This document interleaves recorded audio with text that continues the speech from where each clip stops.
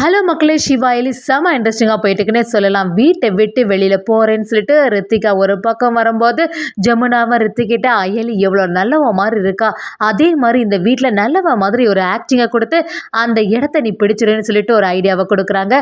ரித்திகாக அதுபடியே வீட்டுக்குள்ளே வந்துட்டு நீங்கள் எல்லாருமே ரொம்ப நல்லவங்க, நீங்கள் எல்லாரும் நான் வெளியில் போகிறேன்னு சொன்ன உடனே எல்லாரும் எனக்காக எவ்வளோ பேசுனீங்க, இப்போ தான் உங்கள் எல்லாரையும் பற்றி புரிஞ்சுக்கிட்டேன்னு சொல்லிட்டு ரித்திகா நல்லவ மாதிரி ஆக்டிங்கை கொடுக்குறாங்க. இந்திராணியும் சரி இப்போவாது புரிஞ்சுக்கிட்டே இனிமே வீட்டை விட்டு போகாதன்னு சொல்லிட்டு அந்த வீட்டிலேயே இருக்க வைக்கிறாங்க. அதே சமயத்தில் இதெல்லாம் பார்த்துட்டு இருந்த ஜெமுனாவுக்கு கொஞ்சம் சந்தோஷம் ஆகுது.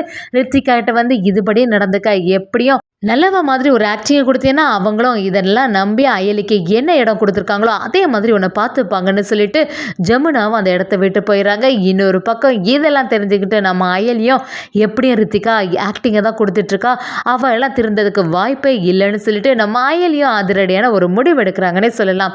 வீடியோக்குள்ளே போகிறதுக்கு முன்னாடி யாரெல்லாம் நம்ம சேனலுக்கு சப்ஸ்கிரைப் பண்ணி அவங்க சப்ஸ்கிரைப் பண்ணிவிடுங்க. அப்படியே பக்கத்தில் இருக்க பெல் ஐக்கனையும் கிளிக் பண்ணிடுங்க, அப்போ தான் நான் போடுற வீடியோலாம் உங்களுக்கு நோட்டிஃபிகேஷனாக வரும்.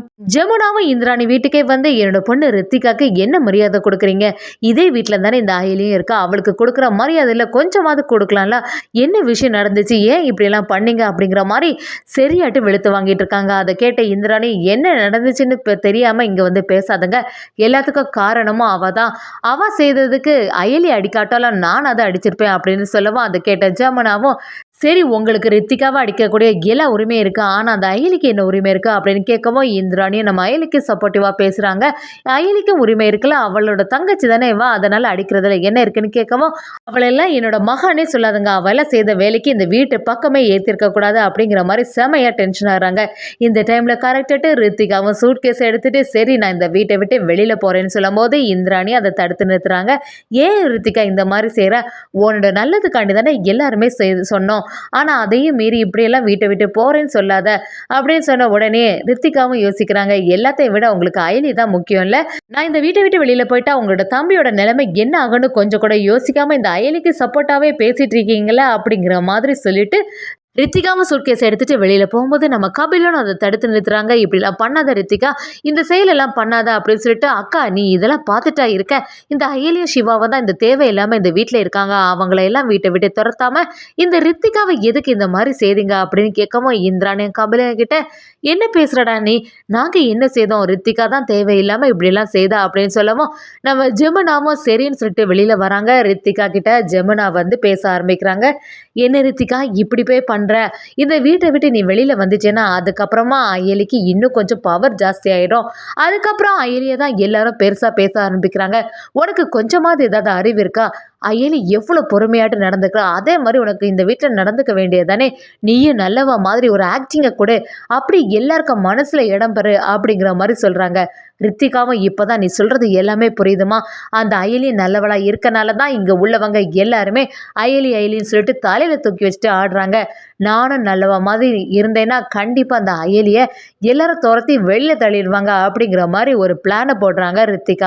ரித்திகாவும் வீட்டுக்குள்ளே வந்த உடனே என்னை மன்னிச்சிடுங்க எல்லாரும், நான் தெரியாமல் எல்லாம் பண்ணிட்டேன், அதுக்கப்புறமா நீங்கள் எல்லாருமே சொன்னபடி தான் எனக்கு புரியுது, எவ்வளோ பாசம் வச்சுருக்கீங்க என் மேலே இருக்க பாசத்தினால தானே இப்படிலாம் செய்தீங்க அப்படிங்கிறது எல்லாமே புரியுது, என்னடா இவா இவ்வளோ சீக்கிரமாட்டு மனசு மாறிட்டா அப்படின்னு நினைக்கிறதுங்க, ரொம்பவே கோபமாக தான் இருந்தேன், ஆனால் என்னோட அம்மா தான் என்னை சமாதானப்படுத்தி இப்படிலாம் பண்ணாத அப்படின்னு சொல்லி விட்டாங்க, அவங்களோட வளர்ப்பு அப்படிங்கிற மாதிரி ஜமுனாவை பெருமையாக பேசிகிட்டு இருக்காங்க. இதை பார்த்துட்டு இருந்த ஜமுனாவும் நம்ம சொல்லி கொடுத்த மாதிரி அழகாக நடிச்சிட்டு இருக்காளே அப்படின்னு சொல்லிட்டு சிரிச்சிட்டு இருக்காங்க. ரித்திகாவும் எல்லார்கிட்டையும் மன்னிப்பு கேட்க ஆரம்பிக்கிறாங்க. இது வரைக்கும் உங்களை யாரையும் பற்றி புரிஞ்சுக்கலாம், நான் வெளியில் போவேன்னு சொன்ன உடனே ஒவ்வொருத்தரும் எனக்காக பேசுனீங்க, அதில் எந்த தயக்கமே இல்லாமல் பேசுனீங்க, அதனால் எனக்கு ரொம்பவே பிடிச்சிட்டு இப்போ தான் இந்த குடும்பத்தை பற்றி நான் புரிஞ்சுக்க ஆரம்பிச்சிட்டேன் அப்படிங்கிற மாதிரி ரித்திகா ஆக்டிங்கை கொடுத்துட்டே இருக்காங்கன்னு சொல்லலாம். இதெல்லாம் நம்பின இந்திராணியும் சரி ரித்திகா நீ உன்னோட வேலையை போய் பாரு, இனிமேல் இந்த மாதிரி பண்ணாத, எது நான் சொன்னாலும் அது உன்னோட நல்லதுக்காக தான் சொல்லுவேன்னு கொஞ்சமாவது புரிஞ்சுக்கோ ரித்திகா, இனியாவது கோபப்படாத, உன்னோட முன் கோபத்தினால தான் இவ்வளோ பிரச்சனையும் வருது, கொஞ்சம் சமாதானமாக இரு அப்படிங்கிற மாதிரி சொல்லிடுறாங்க. அதை கேட்ட ரித்திகாவும் சரி நான் இனிமேல் இந்த மாதிரி இருக்கேன் அப்படின்னு சொல்லிட்டு போகிறாங்க. அதே சமயத்தில் ஜெமுனாவும் செல்லம்மாவும் சரி இந்த வீட்டை விட்டு நம்ம இனி போவோம், நமக்கு இந்த இடத்துல வேலை இல்லைன்னு சொல்லிட்டு போகும்போது ரித்திகாட்ட நம்ம ஜெமுனாவும் கரெக்டாக வார்ன் பண்ணிட்டு போகிறாங்க.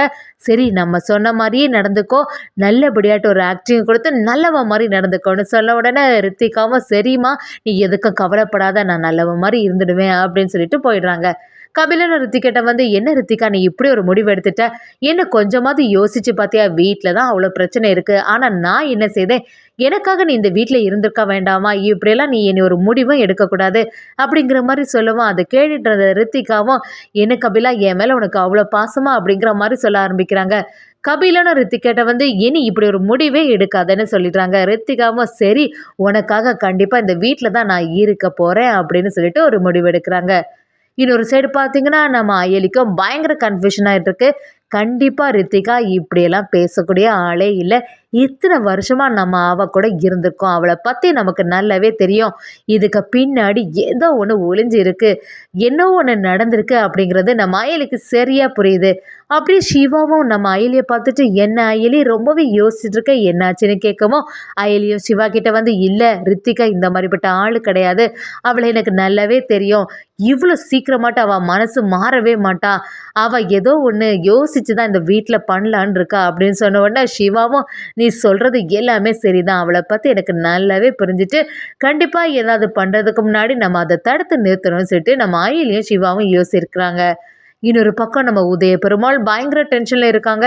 என்னடா இந்த சூரிய நாராயணனை பற்றி தெரிய ஆரம்பிச்சுட்டே இந்திராணி வேற கொஞ்சம் டவுட் பட்டுட்டா, இல்லைன்னா இப்படிலாம் நம்மகிட்ட வந்து கேட்க மாட்டா, அவள் வேற நம்மக்கிட்ட உங்களுக்கு சூரிய நாராயணனை பற்றி தெரியுமான்னு கேட்க ஆரம்பிச்சிட்டா, ஏனி ஒவ்வொரு விஷயமும் எல்லாத்தையுமே கேட்டுட்டு இருப்பா, என்ன பண்ணுறது, இதுக்கு ஒரு முடிவு கட்டணும், கண்டிப்பாக இந்த சிவா அயலி இந்த வீட்டில் இருக்க வரைக்கும் எல்லாம் பிரச்சனையாக தான் இருக்கும், எப்படியாவது இவங்களை இந்த வீட்டை விட்டு வெளியில் அனுப்பிடணும்னு சொல்லிட்டு உதய பெருமாளும் அடுத்த திட்டத்தை போடுறாங்க. இந்திராணியும் சிவா அயலிக்கு ஏற்கனவே மேரேஜ் முடிஞ்சுதா என்ன யாதுன்னு சொல்லிட்டு அந்த சாமியார்கிட்ட விசாரிச்சிருந்தாங்க. அதுபடியே அந்த கோவிலில் உள்ளவங்கள்ட்ட கேட்க ஆரம்பிக்கிறாங்க. என்ன முகூர்த்த டேட்டில் ஏதாவது ஒரு மேரேஜ் நடந்ததா கேட்கவும் ஆமாம் 2-3 மேரேஜ் நடந்தது, நீங்கள் என்ன நேம் சொல்கிறீங்கன்னு கேட்குறாங்க. அதுக்கு நம்ம இந்திராணி அந்த பேரை சொல்கிறாங்க. அதை கேட்ட உடனே எல்லாத்தையும் செக் பண்ணி பார்க்குறாங்க. இல்லைம்மா அந்த மாதிரி ஒரு பேர் இந்த மாதிரி இல்லையே அப்படின்னு சொல்ல உடனே நம்ம இந்திராணிக்கு இன்னும் கொஞ்சம் டவுட் வர ஆரம்பிக்குது. என்ன பண்ணுறது, அவங்க வேற இப்படி சொல்கிறாங்களே, அப்போ நிஜமாவே இவங்க மேரேஜ் பண்ணிட்டாங்களா அப்படின்னு யோசிக்கிறாங்க. எது எப்படியோ அவங்களோட ரிசப்ஷனை செம கிராண்டாக நடத்தணும், அப்போ தான் நமக்கு எல்லா உண்மையும் தெரிய வரும் அப்படின்னு சொல்லிட்டு இந்திராணி நினைக்கிறாங்க. இன்னொரு பக்கம் எல்லாமே குழப்பமாக இருக்கே. நம்ம சித்தப்பாவும் அந்த சூரிய நாராயணன் பேரை சொன்ன உடனே ரொம்பவே குழம்பிட்டாங்க. யார் அந்த சூரிய நாராயணன்னு எல்லா விஷயத்தையும் நம்ம தெரிஞ்சுக்கணும், அப்போ தான் நம்ம எல்லா உண்மையும் தெரிஞ்சுக்க முடியும்னு சொல்லிட்டு நம்ம இந்திராணியை ஒரு முடிவு எடுக்கிறாங்கன்னே சொல்லலாம். ஒரு வழியா நம்ம அயலி ரித்திகாவோட ஆட்டத்துக்கு முடிவு கட்டினது மட்டும் இல்லாம சிவாவோட அப்பா உதய பெருமாள் தான் சொல்லிட்டு நிரூபிக்கிறாங்கன்னே சொல்லலாம்.